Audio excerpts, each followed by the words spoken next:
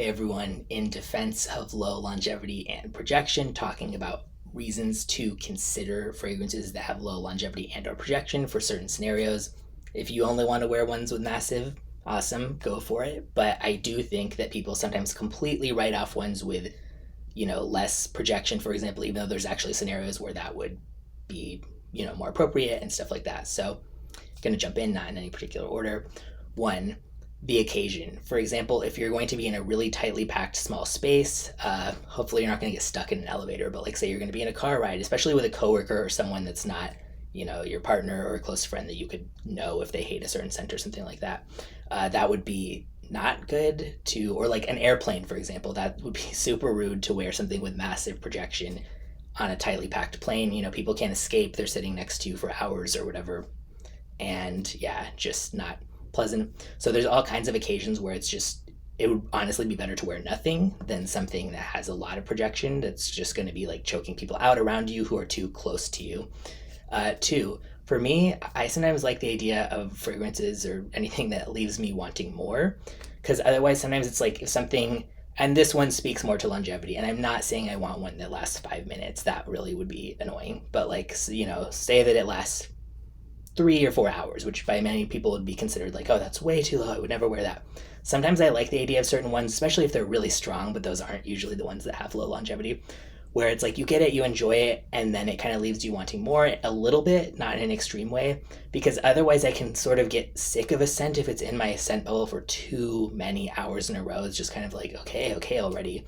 Kind of like I've made this comparison before, but with other enjoyable things, whether it was like smoking weed or eating food, like at a certain point it just kind of like gets too much and it's a little bit nice to be left wanting more. Three, this is not going to apply to everyone, but it does apply to a lot of people. Headaches and migraines, for sure. I get migraines. There's certain scents that I definitely could not wear if they had really massive projection, because it would just be like too much of an assault on senses. And there can be other sensory issues too, in terms of whether stuff related to being on the spectrum or all different kinds of things. Why sometimes people have sensory issues that just make it way too much to have something so projecting. And that's me for sure. I do not like ones that I'm just gonna like, every breath I take, it's like sucking that in. Again, not projecting, no pun intended, this to mean everybody should feel this way or anything, but also there are valid reasons too, is the point that I'm making. Like massive projection is not always a good thing for everybody. So yeah, if you get migraines like I do, that's definitely a reason to prefer them. Or if you're going to be, again, around people even remotely closely, you can be kind of triggering other people's migraines and stuff if you have ones with like massive projection. Three, what are we on? 1, 2, 3, 4. Having a variety of options for your favorite notes and types of scents. For example, kind of going back to what I was saying before, if there's an occasion where it's not really appropriate to wear a massive projection, you're going to be in like a really tightly packed small space, but you're really in the mood to wear an amber fragrance or something like that. Then if you have different ones and it's like some are, lower on that sense or whatever, you can reach for that one instead and still wear the type of fragrance that you want, instead of only getting ones of a certain type that all have like crazy projection that can't be worn in every scenario. Yeah, and sometimes, like for me, sometimes I'm in the mood for like, oh, I really want a nice one of this kind, like that I can really smell and then sometimes I want that type of scent, but like a more low-key version, so it's nice to have options there. 5, to achieve this, extra, for example, projection, because longevity is very different in the sense of like projection is just automatically for me. Sometimes if I have too much of one in my face, just not a good thing.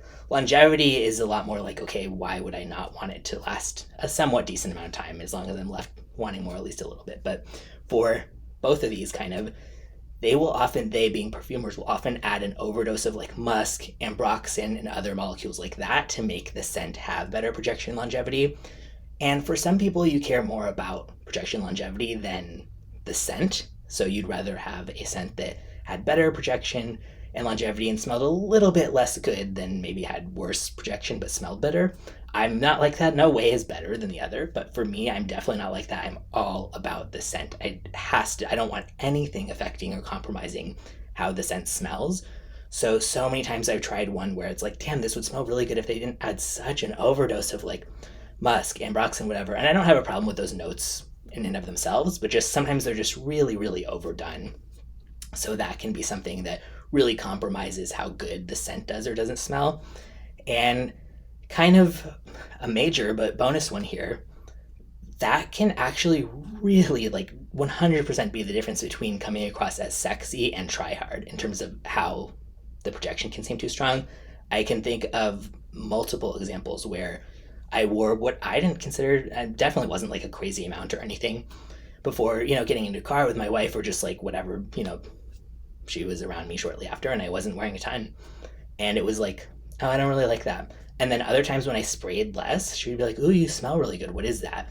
It would the same thing, and it wasn't just like things can smell different people to based on what they ate or hormones or like all kinds of stuff can affect your sense of smell on any different day. But there's been enough consistency. I've seen that with other people too, with other people sharing the same experience too, and things like that. That I like that quote: "Scent is meant to be discovered, not announced," or maybe not scent, but like perfume, cologne.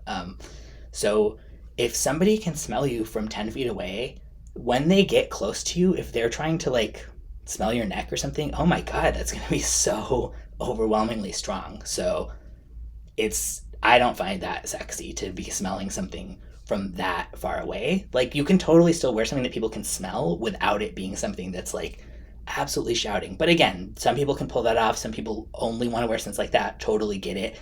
Just saying, there are also lots of good reasons why ones with less projection are absolutely worth considering for at least some occasions and purposes. And yeah, curious what anybody else thinks. If you like ones that, I know some people say like when they were like teenagers, they liked really strong ones. Then as they kind of got older, they started to like ones that are a little bit closer or things like that, or the reverse even. So curious what anybody else's thoughts on this are. But for me, I'm definitely okay with not having good projection and or longevity as long as the scent itself smells really good.